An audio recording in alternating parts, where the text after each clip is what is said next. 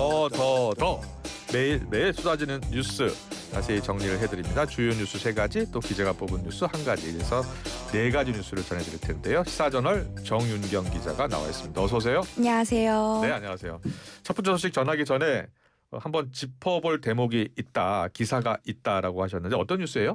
제가 지난 방송이 끝나고 국민의힘 책임당원이 되려면 최소한의 얼마의 당비를 납부해야 되는지 제가 1,000원 아닌가요? 라고 물었을 때요. 네, 확인을 해봤는데 1,000원 맞습니다. 1,000원이 맞습니까? 1,000원 네. 이상만 내면 권리당원 되는 거예요? 민주당의 경우 권리당원이고요. 국민의힘의 경우 책임당원입니다. 그렇군요. 네, 이제 국민의힘은 3개월 이상 내야 되고요. 민주당은 6개월의 당비를 내야 합니다. 알겠습니다. 권리당원, 책임당원 되려면 1,000원 이상 내면 되고 3개월, 6개월이요? 알겠습니다. 잘 들었습니다. 첫 번째 더 뉴스로 바로 넘어갈게요. 국가정보자산 관련 화제 소식, 속보가 좀 있습니까? 네, 어제 화재 이후에 첫 평일이었습니다. 오후 10시 기준으로 647개 시스템 중에 81개가 복구됐습니다. 예. 전체의 약 13% 정도입니다. 그래요. 정부24와 우체국 금융서비스는 정상화됐는데요. 여전히 복구되지 않은 시스템도 상당히 많습니다. 네, 이제 피해가 이제 속속 규모가 밝혀지고 있는 것 같아요. 어떤 피해들이 발생하고 있습니까? 전국의 화장시설 예약 서비스가 먹통이 됐어요. 예. 그래서 상조회사가 사망진단서나 화장장 이용 신청서를 팩스로 받았다고 합니다. 그리고 경찰에서도 그 고소인에게 전화로 해서 수사 상황 알려주고 있다고 하는데요. 그래요? 그리고 또 원래 공무원들은 보안상의 이유로 사설 메신저를 컴퓨터에 설치하지 않거든요. 그렇군요. 근데 어제는 이례적으로 카카오톡을 노트북에 그래요? 설치해서 업무를 봤다고 합니다. 네, 그리고 정말 궁금한 게 있어요. 네. 어떤 서비스를 이용할 수 있고 어떤 서비스는 아직도 안 되는 거예요? 우선 추석을 앞두고 수요가 급증할 걸로 예상됐던 우체국 우편 서비스 복구가 됐습니다. 예. 주민등록번 발급할 때 사용하시는 정부24도 정상적으로 작동하고 있습니다. 다만 제가 안 된다고 말씀드리고 싶은 네. 건 국민권익위원회의 국민신문고, 예. 그리고 국무조정실의 대테러센터 홈페이지, 문화체육관광부의 정책 브리핑이 지금 작동하지 않고 있습니다. 이 홈페이지 들어가 봤는데요. 서비스 중단됐다, 오프라인 창구를 이용해달라는 안내창이 나왔습니다. 그래요. 예. 지방세 신고나 납부 기한도 연장된다고요? 네, 그렇습니다. 이번 화재에다가 그 추석 연휴까지 겹쳐서 그렇습니다. 우선 9월 30일이 납기인 재산세 10월 15일까지 납부하시면 되고요. 만약 그 오프라인에서 서류를 발급하려고 하실 때 수수료가 들잖아요. 이번에는 전면 면제됩니다. 네. 완전한 복구가 한 달 정도 걸릴 것 같다고요? 네, 그렇습니다. 국정자원이 그 대전과 광주, 대구에서 운영이 되고 있어요. 근데 정부가 완전히 타버린 96개 시스템을 대구 센터로 옮겨서 복구하기로 했는데 예. 다만 이렇게 하더라도 말씀하신 것처럼 한 달 정도 소요될 걸로 보입니다. 정보 자원을 준비하는 데만 한 2주 정도가 걸릴 것으로 보고 있습니다. 네, 철저한 대비책도 함께 준비해야 되겠습니다. 두 번째 소식 살펴보겠습니다. 네, 두 번째 뉴스는 보직 바꾼 김현지입니다. 네, 김현지 총무비서관이 부속실장이 됐죠? 네, 맞습니다. 김현지 부속실장 앞에 붙는 수식어가 있어요. 네. 만사현통이라고. 그 현통입니까? 네. 형통이 아니고? 모든 일은 김현지 비서관을 통한다는 뜻이에요. 예. 그만큼 이제 이재명 대통령의 복심으로 통하는데, 이런 김현지 비서관이 총무비서관에서 제1부속실장으로 자리를 옮겼습니다. 근데 총무비서관하고 부속실장은 어떻게 역할이 다른 거예요? 좀 쉽게 설명을 해드리자면요. 예. 총무비서관은 대통령실의 살림살이를 총괄하는 자리입니다. 근데 부속실장 같은 경우에는 대통령의 일정 관리 그리고 수행 업무를 총괄하는데, 앞으로 이재명 대통령이 가는 모든 곳에는 김현지 부속실장이 있을 거고, 그래요? 이재명 대통령이 받아보는 모든 보고서는 김현지 부속실장이 먼저 받아본다고 보시면 됩니다. 근데 권력은 거리와 좀 비례를 한다고 그렇죠. 하잖아요. 예, 예. 앞으로 이번 인사를 통해서 이재명 대통령에 한 발 더 가까워졌다고 보시면 되겠습니다. 그렇네요. 예. 그런데 지금 이 김현지 부속실장의 인사 이동이 왜 화제가 되는 겁니까? 야당에서는 이번 인사 이동이 국정감사 피하기 위한 꼼수 인사라고 의심을 하고 있습니다. 예. 사실 총무비서관은 지난 30여 년 동안 국정감사장에 관례적으로 꾸준히 나왔거든요. 예. 근데 부속실장은 국회에 참석한 그 전례가 잘 없습니다. 그렇기 때문에 국민의힘에서는 국감장 안 내보내려고 대통령실에서 좀 숨겨주는 거 아니야? 이런 지적을 하고 있는 거죠. 그래요. 대통령실의 입장은요? 일단 원칙적으로는 직책을 옮겨도 출석 여부는 국회 결정 따르겠다고 했는데요. 예. 근데 대통령실 취재를 해보니까 상당히 좀 조심스러운 분위기가 느껴졌어요. 아, 사실 당의 판단을 좀 따라야 하지 않겠나? 우리가 먼저 뭐 간다 안 간다라고 미리 말할 이유가 없다라고 했는데 예.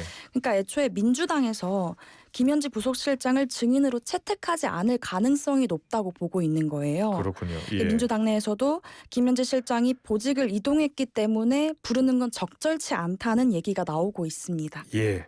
자, 그렇다면 원래 부속실장 있었을 거 아닙니까? 네. 김남준 부속실장인가요? 네. 그 부속실장 같은 경우에는 어디로 간 거예요? 대변인으로 발탁이 됐습니다. 대변인으로 발탁됐군요. 네, 예. 그래서 강효정 대변인과 투톱 체제로 운영이 될 예정입니다. 아, 그렇군요. 예.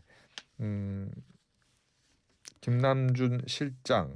김남준 대변인이 됐죠 이번에. 그렇죠. 그러니까 부속실장이 대변인으로 발탁됐다. 그럼 네, 이제 우리가 그렇습니다. 화면에서 자주 볼 수 있겠네요. 네, 그렇습니다.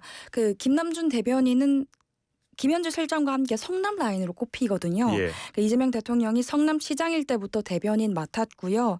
대통령 의중을 좀 꿰뚫고 있는 인물로 보입니다. 알겠습니다. 계속해서 세 번째 뉴스로 넘어가겠습니다. 세 번째 뉴스는요? 세 번째 뉴스는 조희대 없는 조희대 청문회입니다. 예. 앞서 전현희 최고위원과 좀 이야기 나눠봤는데 조희대 대법원장은 출석하지 않는다는 거죠. 네, 예. 그렇습니다. 그러면 대법원장 없는 대법원장 청문회. 네. 예. 그래서 맹탕 청문회가 될 걸로 지금 우려가 나오고 있습니다. 예. 민주당 내에서도 괜히 강행했다가 역풍 부는 거 아니야? 우리 민주당 지지율뿐만 아니라 대통령 지지율도 더 떨어지는 거 아니야?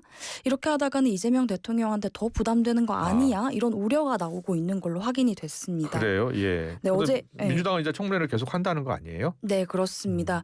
근데 이 쓴소리가 잘 먹히지 않는 분위기인 것 같아요. 아, 왜냐하면 정청래 대표는 이재명 대통령처럼 당대표 연임을 좀 하고 싶어 하고 예. 추미애 법사위원장은 경기지사 출마를 원한다고 알려지기 때문에 예. 강성 지지층을 의식할 수밖에 없고 이걸 계속 강행할 수밖에 없다는 분위기입니다. 그래요. 예. 추미애 법사위원장이 힘을 실어주려다 우원식 의장이 제동을 걸었다. 이 뉴스는 뭐예요? 네, 어제 그 국회에서 증언 감정 등에 관한 법률 그러니까 증감법 개정안이 민주당 주도로 통과가 됐어요. 예. 근데 국회 특별위원회가 활동을 마쳐도 위증에 대해서는 고발할 수 있게 하는 내용이 골자인데 원래는 고발 주체를 국회의장으로 뒀는데 이거를 법사위원장으로 수정했다가 다시 우원식 의장과 반발이 나오니까 다시 법사위원장이 아닌 국회의장으로 다시 수정을 한 겁니다. 우원식 의장 입장에서는 내가 고발할 수 있는 건데 네. 고발을 법사위원장이 한다고 하니까 본인이 하겠다고 한 거예요? 그래서 법사위가 그 상원이 되는 걸 좀 우려했던 것 같습니다. 아, 그렇군요. 네. 예. 우리나라는 상원 제도가 아닌데 상원이 되는 것가 아니냐 법사위가. 그런 알겠습니다. 우려를 한 거죠. 자, 마지막 더 뉴스 보시죠. 기자가 직접 고른 더 뉴스는 뭡니까? 네, 마지막 뉴스는 최악의 업데이트입니다. 카카오톡 이야기군요. 네, 맞습니다. 예. 혹시 그 카카오톡 업데이트 하셨나요? 아, 저도 했는데 좀 불편한 것 같아요. 제가 보고 싶지 않은 걸 봐야 돼요. 맞습니다. 그런 비판이 많았어요. 예. 직장 상사 일상 굳이 알고 싶지 않다. 내 예. 프로필 사진이 다른 사람 화면에 크게 뜨는 거 너무 싫다. 이렇게 비판이 나왔어요. 아, 그런데 업데이트 왜 한 거예요? 좀 이례적인 결정이긴 했는데 네. 사실 그 업데이트를 하면 친구들의 피드가 뜨잖아요. 네. 그렇기 때문에 카카오톡에 좀 체류하는 시간이 길어지고 아, 광고 노출을 좀 유도하려고 했던 게 아닌가라는 이유가 나오고 있습니다. 한마디로 돈을 좀 더 벌기 위해서. 그렇죠. 예. 주가는 어떻게 반응했습니까? 이런 악플 때문에요. 나흘 만에 시가총액 3조가 증발했습니다. 6만 원 선도 한때 깨졌기도 했습니다. 카카오톡은 이런 반발을 예상치 못했던 건가요? 그런 건 아니에요. 카카오톡 아. 취재를 해봤는데 예. 사실 폰트 하나만 바뀌어도 이용자들 사이에서 불편하다는 피드백이 나오고 있거든요. 예. 당연히 개발 단계에서 이런 우려가 나왔던 걸로 확인이 되었습니다. 음. 근데 어제 얘기를 해보니까 사실 이 정도일 줄은 몰랐다는 거예요. 아, 우려를 하긴 했군요. 네, 했습니다. 예. 그래서 이 너무 반발이 나오니까 야심차게 준비했던 뭐 보이스톡 통화 녹음이나 메시지 수정 기능도 내놨는데 이게 묻혀서 좀 아쉽다는 얘기를 하기도 하더라고요. 메시지 수정 기능이 있었대요? 이번에 새로 개발을 했습니다. 아, 그래요? 네네. 그럼 언제쯤 원래 버전으로 돌아갈 수 있는 거예요? 사실 완전히 과거 버전으로 돌리는 건 아니고요. 예. 구 버전이랑 업데이트 버전 둘 중 하나를 선택할 수 있게 개발을 하고 있다고 합니다. 그래서 지금 테스트도 하고 또 버그가 없는지도 확인하려면 시간이 꽤 걸린다고 하는데 일단은 올해 4분기 안에 개발을 마치겠다고 했습니다. 누구를 위해서 바꿨는지를 보면 되는데 회사를 위해서 바꾸려다가 이런 일을 당한 것 같습니다. 잘 들었습니다. 시사저널 정윤경 기자였습니다. 네, 감사합니다.